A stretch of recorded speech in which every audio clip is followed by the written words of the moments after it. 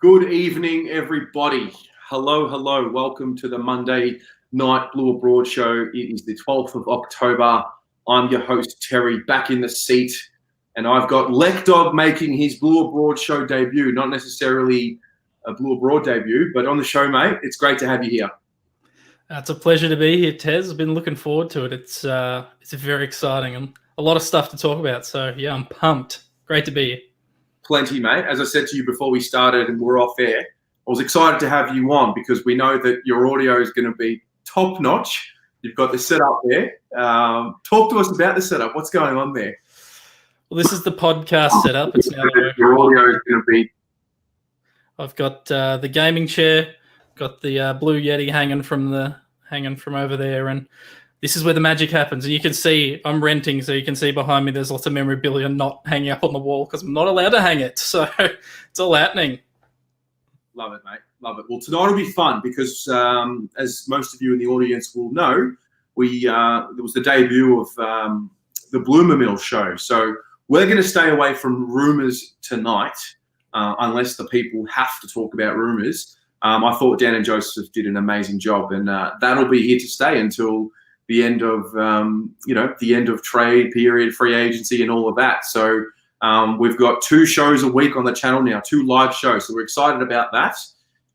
As always, want to thank the members. Your names will all be here. You guys are really getting looked after with the shout outs. You've now got 2 a week on the live show. So as always, thanks to you guys. You power the channel. You allow it to grow as quickly or as slowly as it does. And yeah, I'm excited for it. LekDog, mate, before we get started, what's your life like? You know, obviously Supercoach is finished. That's your forte. What happens in your world this time of the year?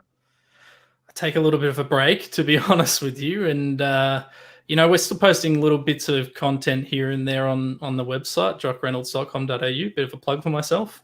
I'm wearing the Carlton-themed shirt as well. But at the moment, like the first couple of weeks after the end of the Supercoach season, it's just relax, watch finals footy, play some Supercoach racing, be bad at that, and then sort of plan for the off-season. I know we want to do some more live streams. For those of you who do know the website, we did during the first COVID break at the start of the year, we simulated a fantasy season using AFLW 2, and we got fans to make the teams and that sort of stuff. So we're looking to do that again this off season. So there's a lot of stuff, but at the moment it's holiday mode.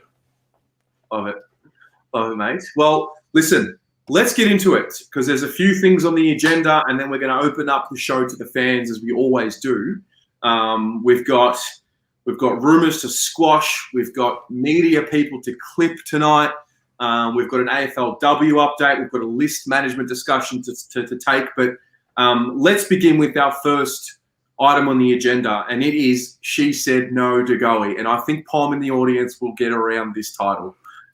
This is all about, and I wanted to do this quickly because this was one of those things that came up and it was just clickbait. You knew that, it was a Collingwood side and a Carlton side with big fan bases and people who were going to click on articles.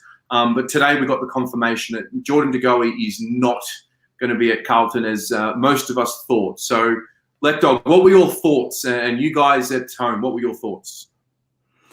Look, I'm happy that we've confirmed we're not going for him because I think it saves us from ourselves a little bit. I imagine if he's on the table, you kind of got to go for him.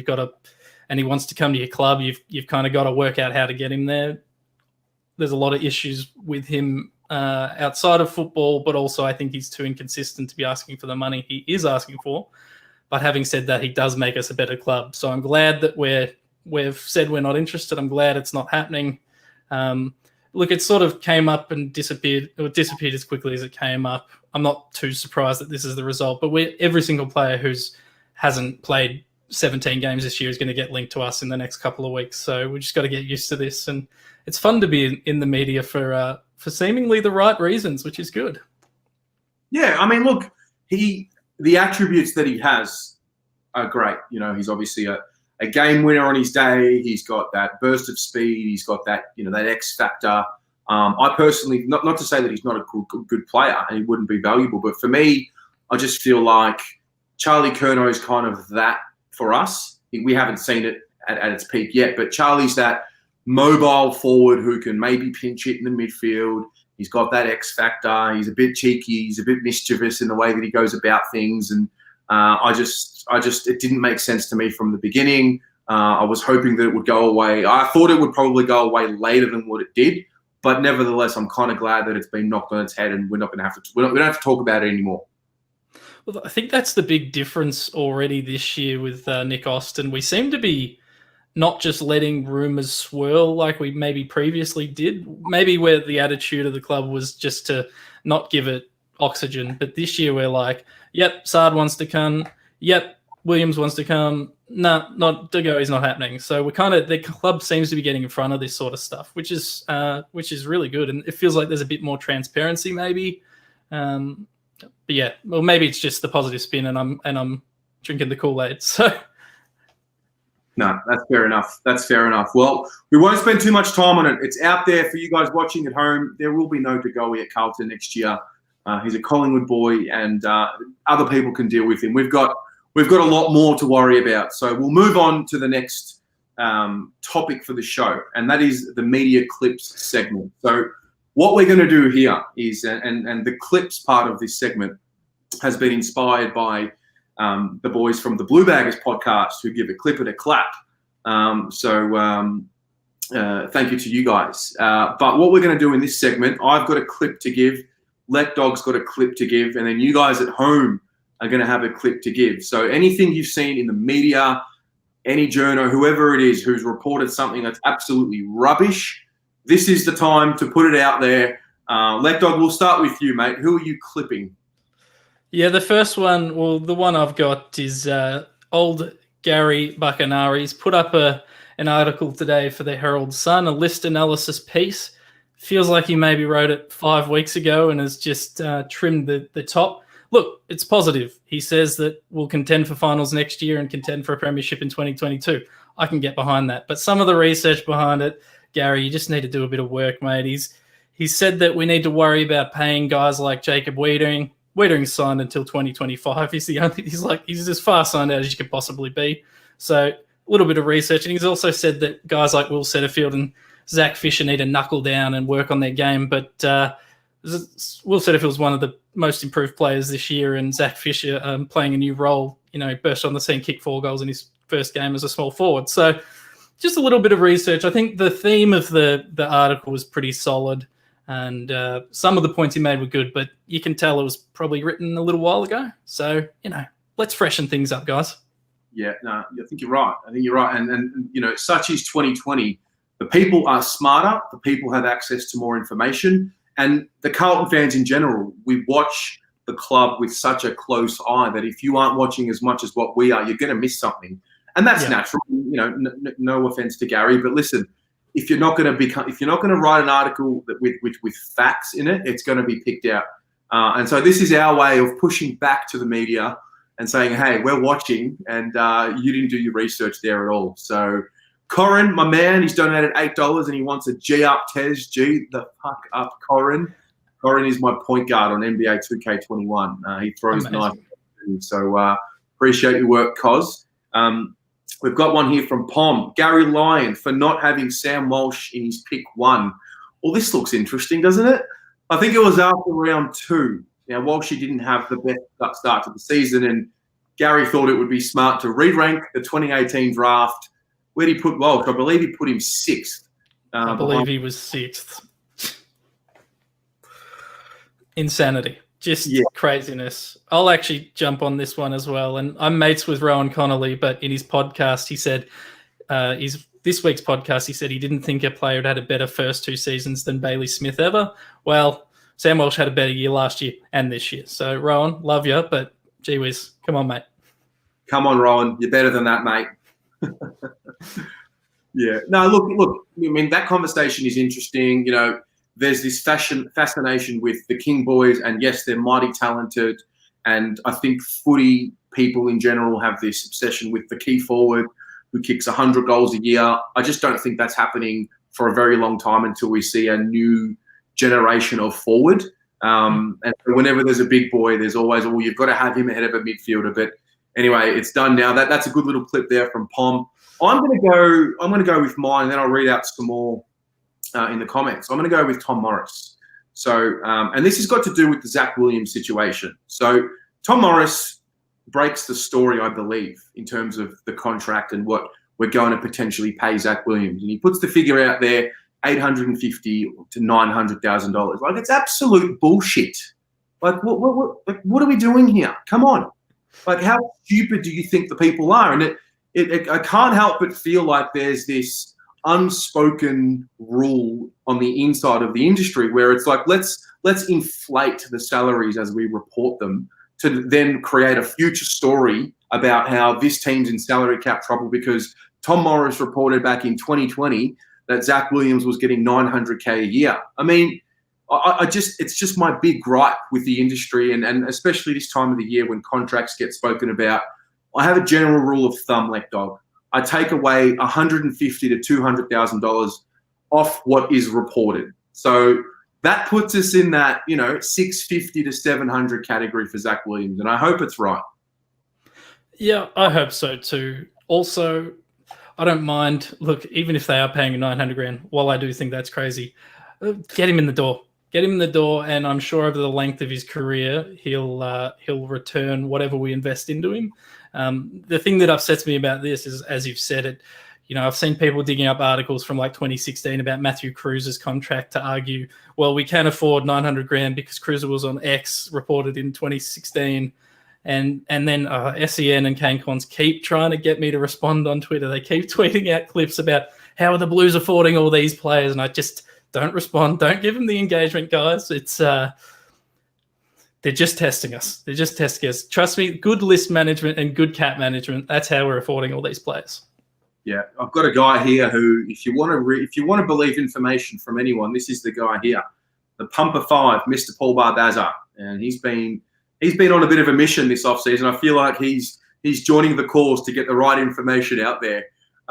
He thinks that Williams is going to be on around about $800K a year. So if that's good enough for Paul, that's good enough for me. He's a good friend of the channel and good friend of the Carlton community. Speaking of Paul Barbazza, Mr. Barbazza, I know you're watching because you're here, dropped a bombshell this week where he hinted that the Carlton show could be back. So on behalf of everyone here at the Blue Abroad show, we are in huge support of that, and we're putting the pressure on. Make it happen, please.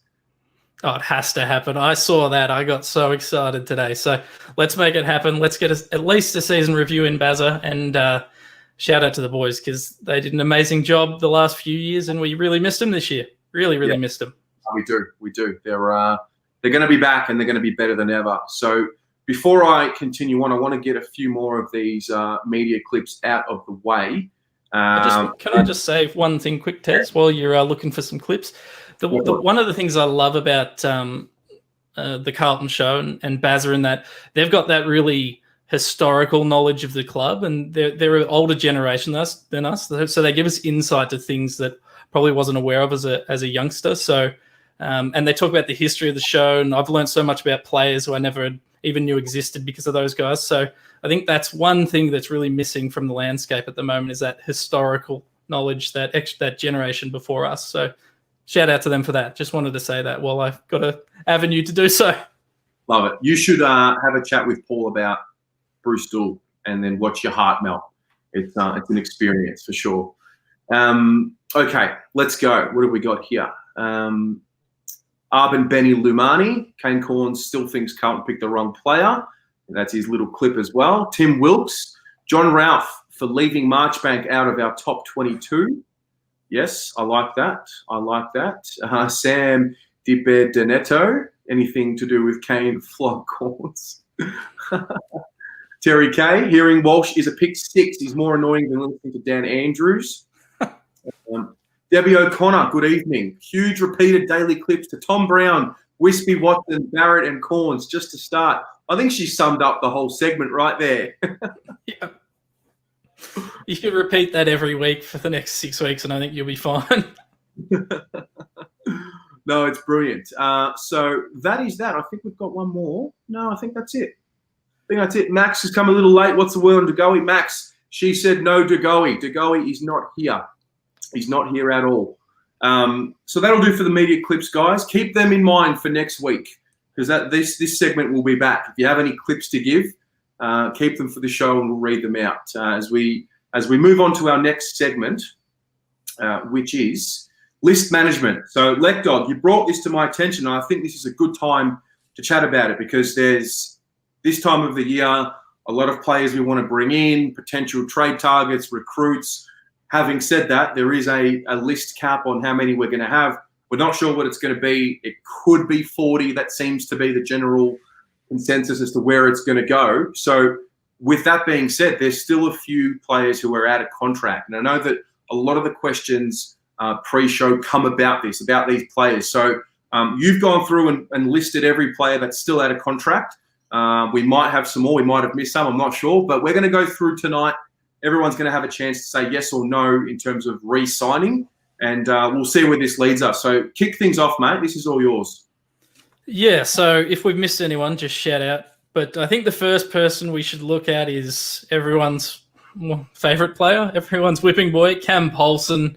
He's out of contract. He survived the first batch of delistings. He obviously played some senior footy and played in the last couple of rounds there for the Blues this year. Prior to the trade period, we had a lacking in depth in that half-back line, but now we're bringing in a couple of players. Is he someone that hangs around, Tez? I probably personally didn't see enough out of him. I've been a big defender of his, but didn't see enough out of him at senior level this year to continue doing that. What do you think? Look, for me, it's a thank you, but no thank you. He's been on the list for quite some time now. He's been on the list in a period where we haven't been good at all. And I just feel like if he hasn't been able to crack into this group, we're now going to another level. If he hasn't been able to crack in yet, I just don't think it's going to happen. I think there's a limit on what he can do. I can understand that he had a role change this year, and that was due to the fact that the previous role that he was in the team for, he wasn't able to get it done at a level that he could play every week. And that's a role that we probably still need, that pressure small forward. We've now got a mid-30s Eddie Betts playing that role, who is another discussion in itself. So for me, if there's a quality player that we could go and get, whether that be an experienced player, whether that be a draftee, I think I would now rather have my resources put into that player. So nothing against Cam personally. It's been long enough now. I don't think I've seen enough over however many years he's been at the club to suggest that he's going to be in the premiership side. So for me, it's a no. Yeah, I agree. And I wouldn't be surprised to see him at another club next year on a one-yearer, but I don't think we should be re-signing him. Kel Moore is another guy that we brought in the off-season. I think pretty universally most people are going to say to list him. If you've got a different opinion, I'd love to hear it. I just think, showed a lot in the reserves this year, or the equivalent of the reserves from all the match reports, but just didn't impact at senior level. Pretty much the same story from when he was at Richmond. So any extra thoughts on Moore there? Yeah, Moore was an interesting one. He didn't do a full preseason with us. Is that right? I think I'm not sure. I think he did some training late with us, and then was sort of willy won't, and then they signed him. If I'm remembering correctly, it was a million years ago though. Yeah, I mean, look, he was brought in as a break in case of emergency. We know that the way we want to play is with three tall forwards. And he did come in to fill that role. I think it would be pretty stiff to get rid of him. But having said that, if I had to make a call, put a gun to my head, I would say thank you, but no thank you. And we could replace him, because we now, Charlie's going to be fit. He's going to be back in, and I'd be willing to pursue with that. And listen, I wouldn't be totally upset if it was kept on the list and given another full preseason to go at it, but I just didn't see enough, and it was hard because it was hard for him to show enough in a interrupted preparation. Yeah, I understand that. I personally have no qualms with cutting him, particularly with Charlie Curnow coming back. I think if we had our own VFL affiliate now, that he'd probably maybe stay on the list if we had those extra spots and play in the VFL, but I think with the shortened lists, he's probably gone for mine. Mm-hmm. Eddie Betts, you mentioned earlier.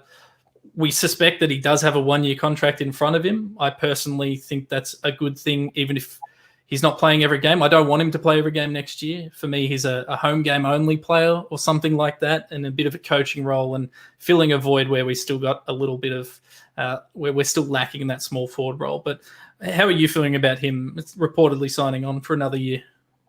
Yeah, look, I think my initial reaction was, I watch a lot of NBA, a lot of American sports, and I listen to a lot of podcasts, and a lot of them talk about, and I guess it's even a common theme in Australian sport too, but a lot of them talk about how you'd rather leave with a little bit left in the tank than leave with having your colours lowered. I think Simo's the perfect example of that. I think he probably still had a bit more to give. I just don't want to get to a position next year where Eddie's playing and he's just so far gone from the Eddie that we fell in love with that the fans start turning on him. And I almost started sensing that towards the end of this year. I was surprised to hear the reports that it was certain that he was going to get another year initially. Having said that, I know the gravity of the man and what he brings to the football club as a human. I know what type of mentorship he brings. But then I move my attention to, well, if he's such a good mentor, there's no reason why he can't stay at the club as a mentor, and free up a list spot and still be a small forwards coach and, those sorts of things. So I'm not sure exactly what we should be expecting from Eddie in 2021, in terms of his output. But listen, I know that he's going to get another year. So it's one of those things where it doesn't matter if I think otherwise. What about you? Look, I love Eddie, and I think I tweeted before he came this year, if he plays one game, it's a success.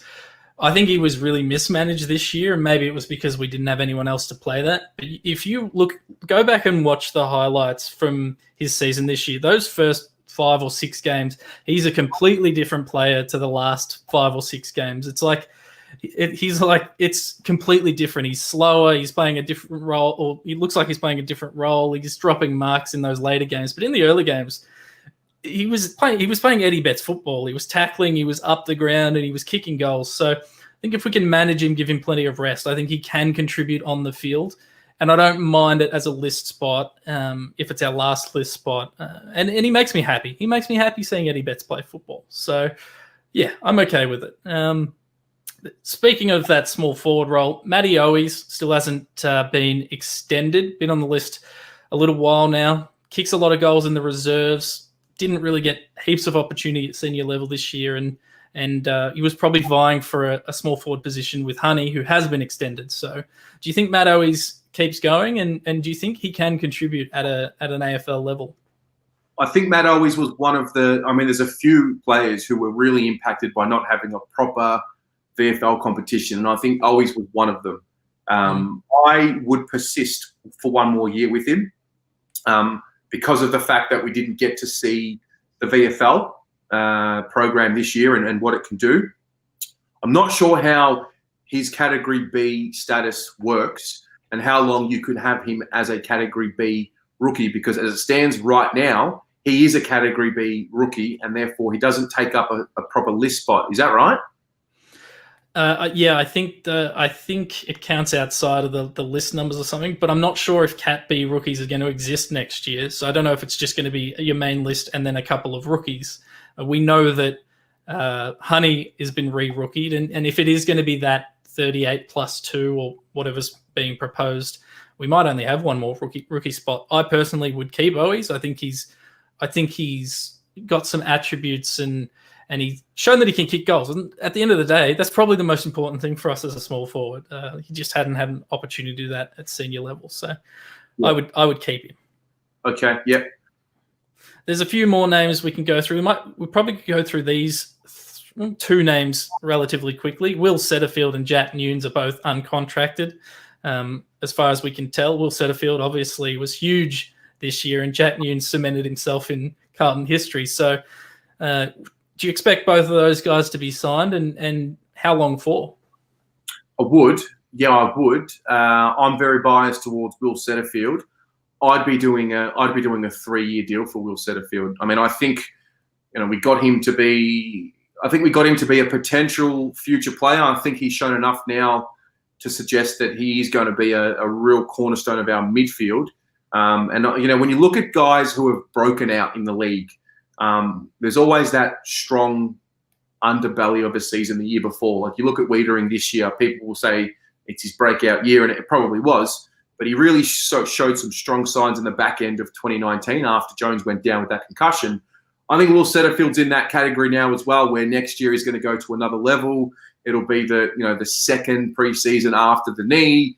He's now entering that phase of his life where there's more confidence. He's just more of a human being, and he's got himself organised a lot better. So I expect Will to definitely re-sign. And if it was me, I'd be looking at a 3-year deal and getting some value for him while we can. Yeah, look, he was huge this year. I had him in the top 5 of my own best and fairest. I know he was up there in the Blue Abroad show, best and fairest. Just a huge development year, and I agree what you're saying with that. This is the sign for things to come. I think this isn't his peak. This is the base that we're going to be working with from now on. So I think he's going to get better next year. I think it's going to be hard to compare statistical seasons because I think the game length and amount of games are going to be different. So maybe there'll be a natural bump anyway. But I suspect his impact on games are going to be bigger. The other guy was Jackie Nunes, who I think, we probably didn't expect him to play every game this year, but he came in and did whatever role was asked of him and hit the scoreboard a lot. Which was a really positive. So I'm happy to see him signed. I'm assuming you are? Yeah. Look, Nunes was an interesting one. I remember when we signed him, and for me it was similar to these. My initial thoughts were, Kerridge, Graham, Callum Moore, these types of guys who probably weren't going to get many games, but they're there on the list. They're good to have. They're experienced players, and he completely broke any expectation that I had of him and excelled and, deserves all the credit that he has been getting. I think he's been a good pickup for us. I think as the list improves, he may or may not slide down the pecking order, but I think he's going to be a great imagine him being your 27th best player on your list. You know that no matter what, no matter how many injuries you have, if you pick Nunes, when you have, if we're going to get 2, 3, 4 really good players into the club or other guys lifting their game, that Nunes will come in and he'll play a role all the time. Yeah, 100%. I think if he can be contesting with some of our younger players for a wing role or even a forward role when he goes forward, if he's the one pushing them to be better, whether he's in the team or out of the team, I think that's only going to be good things. I think the final 3 players we've got who I'm not sure if we're going to see at the club next year myself. We've got McCready, Phillips, and then Matthew Kennedy is an interesting one. And maybe I'll start with Kennedy. But look, I personally love Kennedy. I think he, when he plays, he impacts, and that's big for me. It looks like he cares. We've thrown him forward. He can kick goals. He can find the ball. He's not the most impactful player, but I think he hasn't had a super clean run at it for us. There's concerns about running him with Cripps and Setterfield in that same midfield, but I personally like him. But I also think that if someone's going to be traded out of this team, and we talk about all these players we're bringing in and want to bring in and want to target, we never talk about who's going to get ousted or traded or moved on. And look, he's got the signs of one of those guys that could be moved on. He's out of contract. He's good enough to be in a lot of 22s. And he's just not really getting a game for us. What do you think about Matthew Kennedy in particular? I was disappointed early in the season because we hadn't seen him, and it was kind of like, here we go again. He's withering away. Setterfield's now come into the group, and he's really taken over that Kennedy role that we thought he was going to assume. And then when he did play, I was just relieved to see him, look strong, and he looked like he had improved. He was an interesting one because he had one good game followed by a poor one, followed by a good one, followed by a poor one. So it was hard to get him to string 3 or 4 good ones together. My personal feeling on this one is that it's one of those situations where it's let's just wait and see what happens in trade week, and then we'll decide if we're going to give you a contract. And not to say that they're going to trade him or anything like that, but you feel like he's got some value. He could play in many of the other teams, 22. If we look, there's reports out there about a big fish and a big star midfielder. If it's Oliver or Kelly or whoever it is, I don't know. I get the feeling that he could be maybe a piece in a trade. And that's not me saying, get rid of him because he's been shit. It's just me saying, hey, this is the business of sport and you need to give up something to get something back. And I'm not sure if he is the absolute future of the football club at the moment. I like the fact that he did improve this year, but for me, the acquisition of Kennedy, I would like him to be pushing into the 22 from round one and forcing a guy like Mark Murphy out, forcing a guy like Ed Curnow out. I just don't know if that's going to happen. Yeah, look, I think, as I said, I love him. I think he's a great player, or not a great player. I think he has the potential to be a really good player, but Essendon Football Club, and I hate to talk about another club, he'd be perfect for them. He'd be perfect for them, and he'd suit a lot of their needs. So I just think it's on the table. I personally would keep him, but I just think he'd be on the table. And the final two were Fraser Phillips and Harrison McCready. Phillips, we haven't got to see this year. I think he might even be on the rookie list. Correct me if I'm wrong there. He's out of contract. I just think he might be unlucky that the list sizes are reducing. They played him forward and then they had to trial him down back because it wasn't really working out forward. That's always a worrying sign. And then Harrison McCready's barely played in 3 years or 2 years. So do either of those guys stick out to you as prime candidates to hang on to? Phillips is interesting because it's his first year, and I remember a point in the year this year where they moved him back for one of those scratch matches, and he did really well. And there was a bit of talk about how he's not a natural defender, and he showed some good signs. And my thoughts at that point were, maybe he's replaced McCready in the pecking order. And then you get to McCready, who showed some really good signs in 2017. I remember that year when Willow debuted and then McCready debuted, and it was like, look at this. We've got two young, tall, skinny defenders who will develop. We just haven't really seen McCready go up again. I know there's been some injuries along the way as well, but it's just getting to that point where, again, as I said before, if we're going to be getting somebody else in that we feel confident is going to play footy, play in the 22 and push for selection more than what McCready would, then I say go for it. It would be a bit stiff, I think, for both of them, but welcome to the realities of the world, right?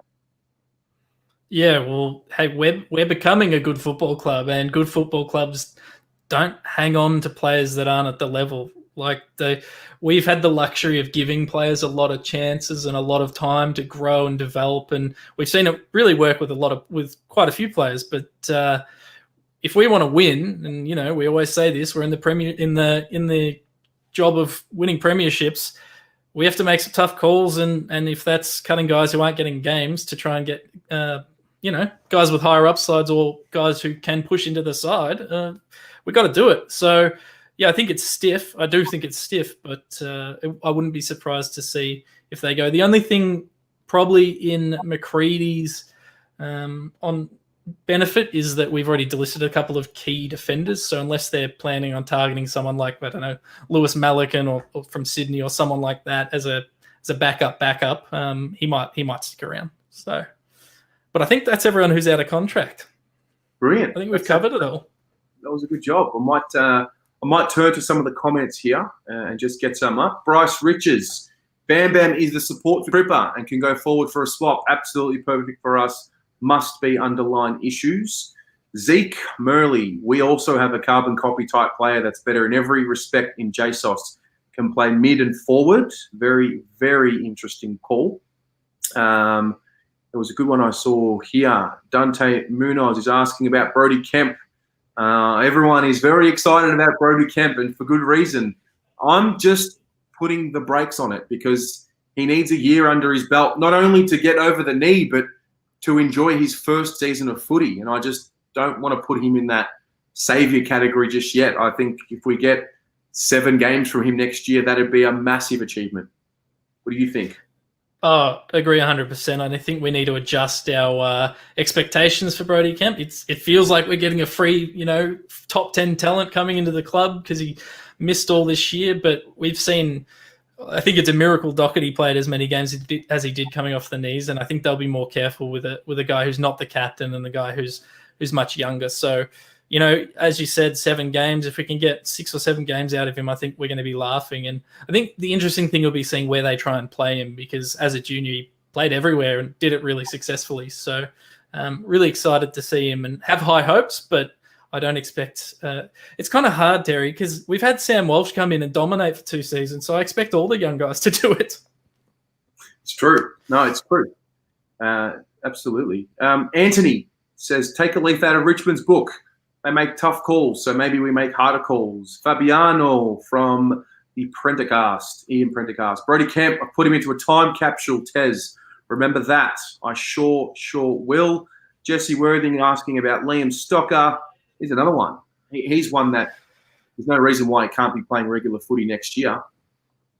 No, he's really highly touted. We talked about the Gary Buckenara article earlier. One of the players he was really excited to see is that man. So, you know, when he was on the park, I don't know if we played in the right roles all the time, but you just saw his ferocity and his effort, and it's there. And you know me, Tez, if players look like they're trying to me and they're playing for this, that's all that matters, and he's got that in him for sure.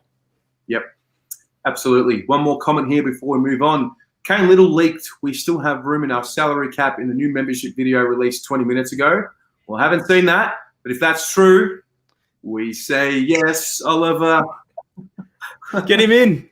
Get him in. We've got plenty of money. No, that was good. Good exercise. And, I mean, we've freed up some list space, mate. So it's interesting. Well, yeah, that's the thing. We've been talking about all these players we're getting in. I think currently Pom said we've only got 3 list spots. So if a few of these players go, it opens up a bit more for your 3 draftees, your free agents, et cetera, et cetera. So yeah, it's a good little exercise. Yep. No, absolutely. Let's move on. Next up, we have an AFLW update. LekDog, I'll let you take the charge on this as I quickly duck out and turn my light on. So go for it. All right, I've been left in the rains. Things are going to go crazy.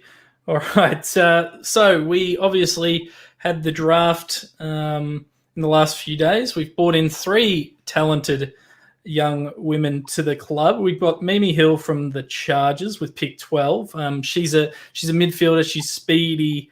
They only played like 2 games in her season last year, but she in a condensed fixture, but she had 25 touches a game across those 2 games, and she was the captain of Oakley. So we've brought in a strong leader. We've combined her with Daisy Walker from the Sandringham Dragons. The club said they were surprised to see her available at, I think it was pick 28. So they were surprised to see her available there. She's got a multi-sport background, which I always love in athletes. I think there's some great research on that. Anyway, I'll let you guys look that up in your own time. And the final player we drafted was Winnie Lang from Sandringham with pick 36. She is like a half-backer, but she was also the captain of Sandringham. So I brought in 2 captains of clubs and a pretty explosive defender utility. So I'm really excited for this season, and I think they're building a really, really strong culture and a strong leadership group down at the AFLW team. And I think, honestly, some of the ways they're structuring their team and some of the success that we're going to see there, we're going to want to try and emulate in the men's team. So I think they're drafting really good players and targeting really good players. I'm pumped. I think not only the way that they draft, I think the way they play. I mean, you know, we focus on the men a lot, obviously because the men have been around for many, many years. You watch the women and you watch the way they go about it in every facet, the way they play, the way they speak, the togetherness, the grit and the intensity of the way they go about things. I think you're right. There's quite a few things that the men could learn from. Yeah, well, they're we know they're not playing for big pay packets and stuff. They're playing for this. They're playing for this, and they're playing for each other. So no one's, you'd think, or you'd like to think, no one's just taking it for a ride just to get the pay. And whether I play seniors or not, who cares? Like, I just think they're all playing with heart, and yeah, I'd love to see us replicate that across the board in the men's team. Yeah. I'm looking forward to having a lot more coverage this year on the women. It's going to be fun. Obviously, want to shout out to Nick Wishart, who did a fantastic job of giving us a preview of the draft and the list in general. And I expect that to continue, and whoever else wants to contribute for that as well. I think it's going to be one of the big positives of 2021 for the footy club.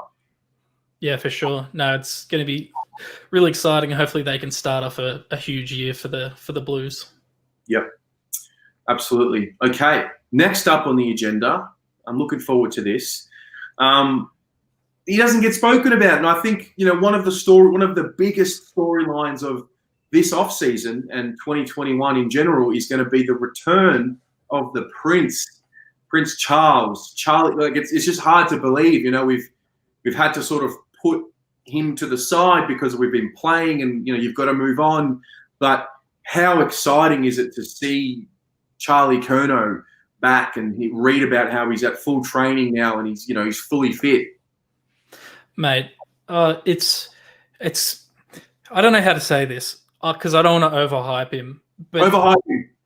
Mate, if he's not injured this year, we're playing finals. Whether we won one or lost one, I don't know. But he makes us better in every way. Some of you would have seen on Twitter, I put up that thing effectively defending Eddie Betts and Mitch McGovern because of their goals and goal assists per game this year.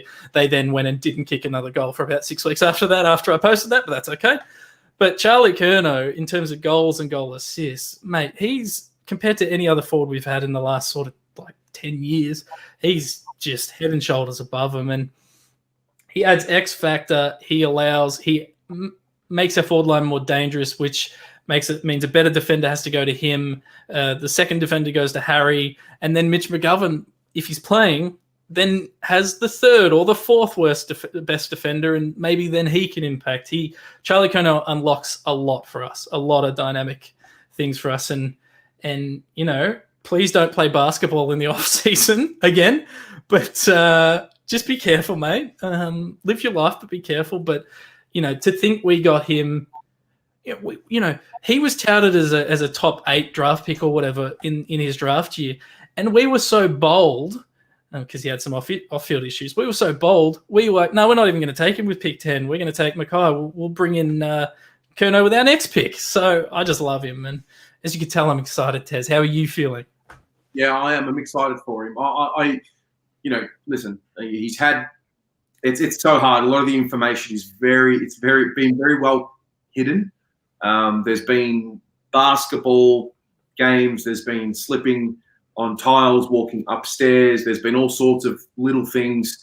End of the day, we've had a guy who's very well paid and very talented, been missing for all of 2020 and for a good chunk of 2019. And there's a little bit of hey, listen, it's business time now, Charlie. We need you to help the club out and give us that return on the investment we've put into him. But at the same time, I'm just excited for him. I can't help but feel like having the game taken away from him. And no matter what you say about Charlie, he loves playing footy. You just tell the way he plays. He's got his brother there as well.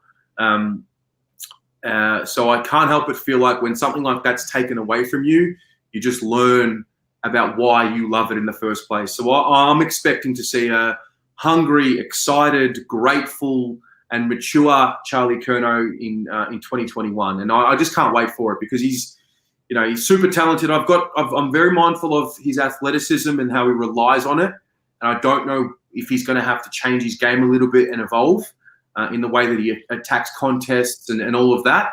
But I'm excited. He's in our best 22, and anytime you're welcoming back a player in your best 22, it's great for the club. I think the thing about it is as well, he's coming back into this side as he's not the great white hope this time. We're not putting all our eggs into the Charlie Curnow basket. 2 years ago, if he was injured and the list was in the state it was Charlie or bust, or Charlie and Cripps or bust. But we're a better side now. We're talent's more evenly distributed across the field. We're not going to rely on him to do everything for us. He is a nice added bonus who will make us better. And occasionally he's going to jump out of his skin and kick a few goals and win a game off his own boot. But he doesn't have to do that for us to win anymore. So he'll be hungry. I'm excited. And I think my solution to his injuries, we need to move him into a nursing home where it's all ramps. The showers have rails. There's no stairs. Everything's safe. There's some emergency buttons if he falls down. So I think that's the plan. Yeah. What do you have expectations from him and you guys at home? What is your expectation of him? Is it X amount of goals, 20 goals, 15 goals? What do you want from him next year? Games? What is it? Yeah, so if he does a full preseason, I'd like him to go I'd love to see 2 goals a game out of him. Whether that's possible or not, I don't know, because we haven't seen someone kick 2 goals a game for a full season in many, many years. I'd like to see 2 goals a game out of him as a baseline, and then, a goal assist or 1.5 goal assist. If he can contribute to 3 goals a game, mate, we're going to win the flag. Yep. I've got a few here. Zeke Murley, 40 goals. Codestar, 818 to kick 27. Musaka, very nice name there. Very well done. 25-plus goals. Joshy Clevs, he'll be up and down, but that's okay. Pom, 60, lock it in.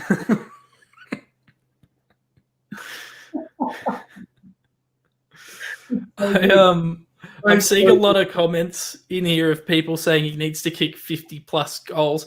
I don't think we've had a 50-plus goal kicker since Eddie Betts left the club the first time. So I know Andrew Walker, he clocked 50, but I reckon that was the year before Eddie left or the year that Eddie left. Could be wrong. And then the next best was like Jeff Garlett. Yeah. So 50-plus is a tall order at the Carlton Football Club. Absolutely. Adam Voglis, 50-plus goals. He's had a whole year off and will have had a full preseason. Debbie O'Connor, kick 7 against the Dogs. Just want to see 1 or 2 a game. Will Butterworth says 40. Why do I like wants 100-plus. Arda Gulben Koglu says Charlie Curnow, 30 to 40 goals. Jesse F says he'll kick the fucking Hawthorn out of the Bulldogs again. Sure. Well played, Jesse. That's good. It's brilliant. And, Thomas Pacelli, he will take the number 1 defender. Best would be 30 to 35. Look, if we're getting 25 from Harry, 25 from Charlie, that's a huge win for us, I think. Oh, absolutely. Like our goal totals, we've struggled to kick goals in recent years. So if you can get a couple of guys kicking 25 plus, Carlton fans aren't going to recognise the team. Like you read about, I think Jordan De Goey kicked something like 48 goals or something last year. Because I'm only mentioning because we're talking about him before. We haven't had someone do that in like close to 10 years or 7 or 8 years. So even distribution's good, but even that, we've barely had people kicking 20 goals a year. So if we can get Charlie and Harry to kick a few, and hey, if Jeremy McGovern can find the sticks and, kick something, we're going to be laughing. Yeah. Debbie, 12, not 1 or 2. My bad, Debbie. It was 12. So you want 12 against the Dogs. I agree. Let's move on because it's exciting talking about Charlie. We can get a bit carried away. We've got, I believe it's the fan Q&A. That's the fan Q&A. Out comes the phone. On goes the Instagram. There were a lot of photos, of questions here. So I'm going to get some up. We'll do a bit of a rapid fire for 5 or so minutes. Let's see. Angus _ Thompson 1. So this is a yes or no question for everyone at home. And for you, LekDog, you might want to give some thoughts on this. Should Carlton be going after Alex Sexton? Oh, I can answer that. Yeah, I love Alex Sexton. I'm a big fan. My girlfriend actually goes for 2 teams, but one of them's Gold Coast, which is better than Essendon. But so I've watched every Gold Coast game this year and last year. And Sexton, I think he ticks some of the needs. He's a very accurate goal kicker and converter. He has plenty of opportunities to kick goals. However, he probably doesn't feel the pressure forward role we need. But hey, if we're just talking about goal kickers, yeah, he's a guy I'd be looking at. Yep. Helena Petru, one of my favorites here at the channel, says, not a question, but really rate the new edits with Prasparkas in them. Thanks, Helena. I noticed as I was doing the Carlton People episodes talking about AFLW, and I noticed there's no AFLW representation. So I'm learning on the job. I'm sorry that it's taken this long to add the female touch onto the channel, but I promise to be better in that regard. What have we got? Nick Voglis. should we pursue, and this is another yes or no, should we pursue Liam Duggan from the Eagles? Oh, that's not a name that it has floated up on my radar. I don't mind it. I think he can. Well, sorry, you go. No, go for it. Yeah, no, I think he can play in the midfield. He can play behind the ball as well when you need him to.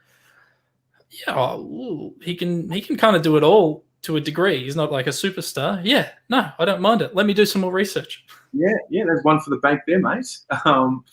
I like this question here from Bryce002. He says, what is a reasonable ladder expectation for 2021? So I'll let you answer that, and then everyone at home. What is the expectation for 2021? My personal expectation would be 6th, 7th, or 8th. I think asking for more than that is unlikely. I think teams are going to get better. So Sydney is going to be better next year. I think Fremantle's going to get better again. I think a couple of teams will drop off. But yeah, so I think around that 6th to 8th mark. If we finished 8th, I think 6th or 7th, because 8th means there was a chance we drop out. I'd like us to be cemented into the finals and playing at least one. Mm-hmm. Ideally, I'd like to play, 4 and win a flag, but let's aim for playing 1 first. Yeah, they're cool. I'm with you. I think for me, and this is a good chance to expand the discussion a bit.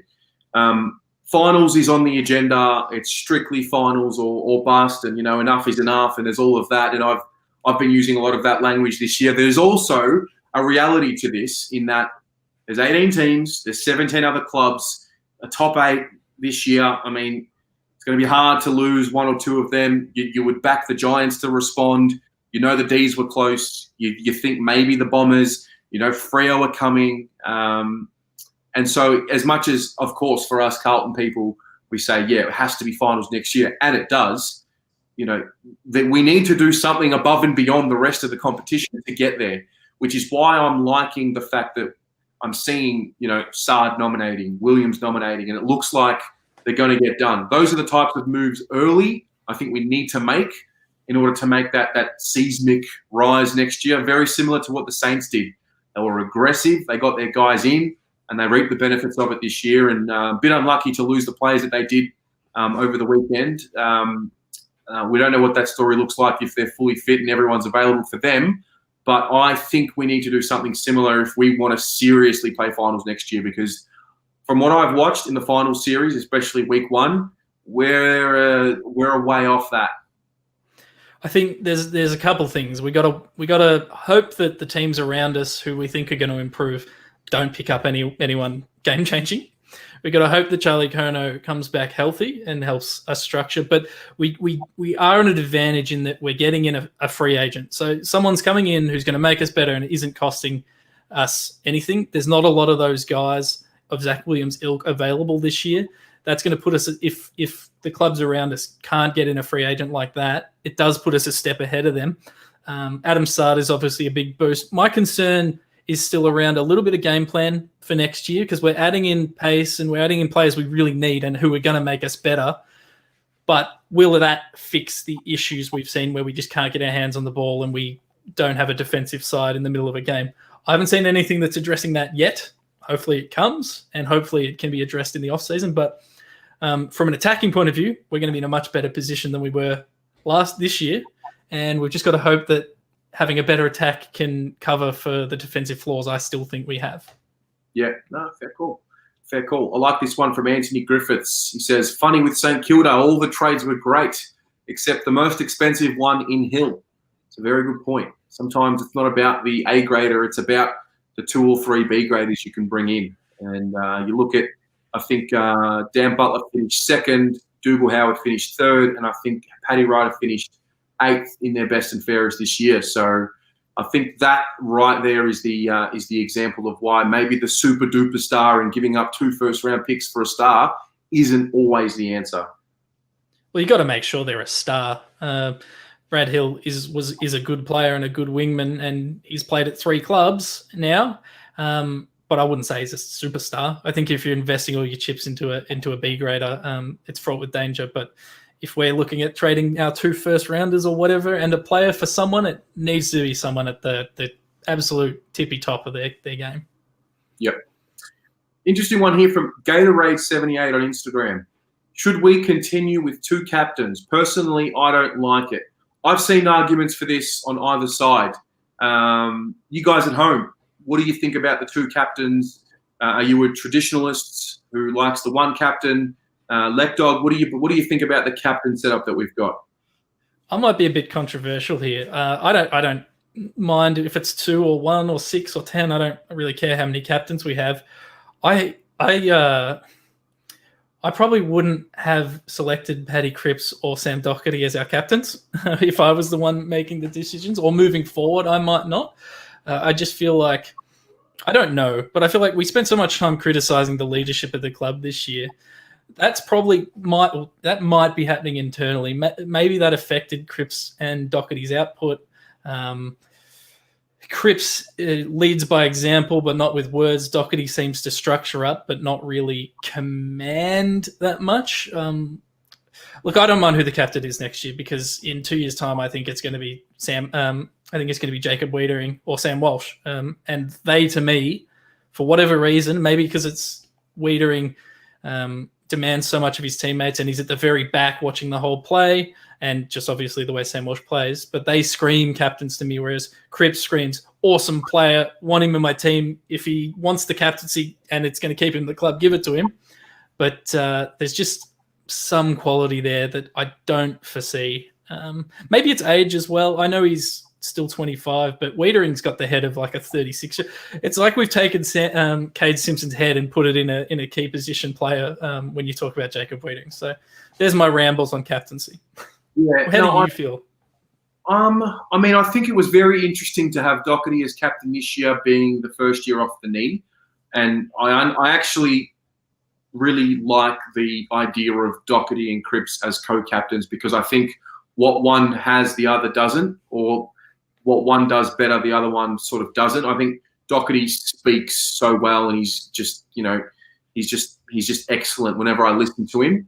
Whereas Cripps doesn't really speak well, whereas he plays with that, come on boys, I'll do it. And unfortunately, we just didn't get that from Cripps this year for whatever reason, injury, off-field, hub life, whatever it was. We didn't get that type of game from Cripps this year. We got it, but not as what we've seen. And Doherty, I mean, it's hard to put pressure on him, because he's actually had a phenomenal year when you strip it back, and we're a few weeks removed from the season, and when you think about the guy came off 2 years out of the game and played that season, it was phenomenal. So I don't know if having the captaincy was needed. I think we're going to keep it for next year, and I think Doherty will be so much better for it. He will have confidence in the body, and now he can just focus on impacting games and being a good captain and whatnot.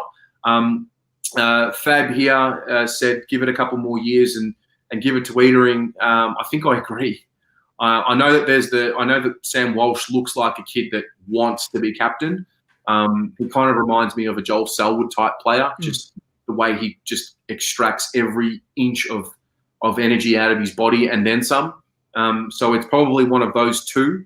And look, end of the day, the playing group decide the captain. So it's hard for the fans to say what should or shouldn't happen. But it was just more about the structure, because I don't, and correct me if I'm wrong, anyone in the audience, have we ever had co-captains as a football club? I feel like I don't think we've had that situation before. And if we have, I'd be interested to know, how did it work? I don't remember it happening in my time being alive, which is not a lot. But if it has happened in the past, I'd love to know what that's been like. Because I feel like the Carlton Football Club and its history, and the way that we talk about how proud we are in the mighty club, feel like it's one of those clubs that's always had one captain. Just the way we go about it. Not to say that that's wrong, because you can change the way you do things, but I think I do like one captain. I like one voice, Yeah, look, there's plenty of comments. People are saying it's to spread the load and that sort of stuff. And I agree. Look, I'm not against it. I just think that there's a clear captain or future captain in our list right now, who is an A grader, who should have been in the All Australian squad, or should have been in the All Australian team at fullback. And I just wanted to touch on Paddy Cripps while I've got just a moment to do that. It says a lot that we're all pretty disappointed in his season, but he was still like the number 2 player for clearances and centre clearances and contested ball. And, you know, he's still head and shoulders above most of the competition. They're all sitting here going, geez, he had a shit year. So if he just has an average year for his standard next year, geez, we're gonna enjoy watching that. Yeah, no, spot on, mate. Would you believe it's been an hour just like that? Oh, feels like we just got started. It's a bit like that. These are the episodes that you love because they just fly by. So having said that, mate, thanks for your debut. If we'll have you again, would you love to come on? Because we would love to have you again. Oh, mate, you know I love this. I froth this stuff. I'll be on for sure. Yeah, awesome. Well, we appreciate your time. You guys in the audience, thanks for joining. The Bloomer Mill will go again this week. It won't be on Sunday. We're going to put it earlier in the week so we get a bit of separation between the shows, so you're not always watching our faces. But thanks very much for tuning in. Big week ahead. Finals footy's coming. Another year that we're not in there, but that's okay because we've got our finals to take care of, and that's the off-season. So, Shad, thanks for your work down the back end, and have a great night, everyone. Go the Mighty Blues. Go Blues.